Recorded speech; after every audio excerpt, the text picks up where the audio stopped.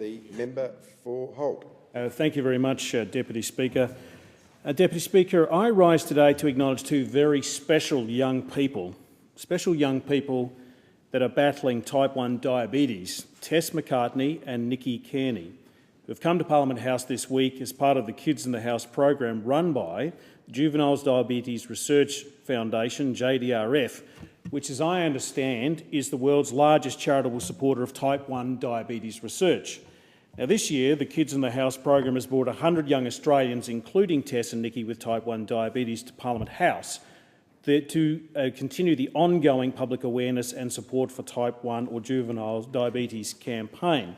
Now, type 1 diabetes is an insidious disease that impacts on the lives of more than 100,000 Australians and their families. Type 1 diabetes is one of the most common chronic diseases in children. It occurs more frequently than cancer, cystic fibrosis, multiple sclerosis and muscular dystrophy. It's important to be reminded, I think, when we're reflecting on the effects of type 1 diabetes, to put yourself in the situation of children like Tess and Nikki, who have to take multiple insulin injections daily and test their blood sugar by pricking their fingers for blood 4 or 5 times or more per day in order, literally, Deputy Speaker, to stay alive.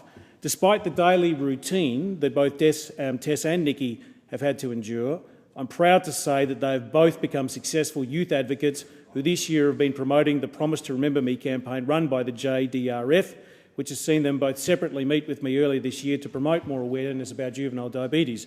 Due to her efforts, Tess was presented by the National Young Volunteer of the Year Award by the JDRF at last month's Walk for a Cure event at Albert Park for leading a successful campaign with her mother and staunch advocate Marianne McCartney.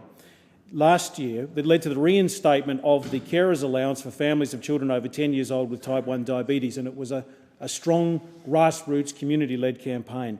Tess and her mother are now advocating for better supervision of diabetic children at daycare, kindergarten and school. According to Marianne, many schools, including Tess's, no longer have a nurse, so it's essential that teachers and other caregivers are trained to recognise danger signs. For Marianne and Tess, the key now is to ensure at least one person at each school is trained to assist children with type 1 diabetes, taking multiple insulin injections and testing their blood sugar levels. Both of these young citizens, if you want to call that terminology, and their parents are a credit to their community. They are lobbying very hard to increase awareness about type 1 diabetes and its effects, and also to ask for more investment in medical research. And to that end, I welcome, in a bipartisan way, I think the opposition leader's $30 million commitment to that today, as I understand it, and I welcome that. I'd like to commend these two brave young children. They are advancing the cause of this insidious disease, leading the way in promoting awareness and medical research into this disease.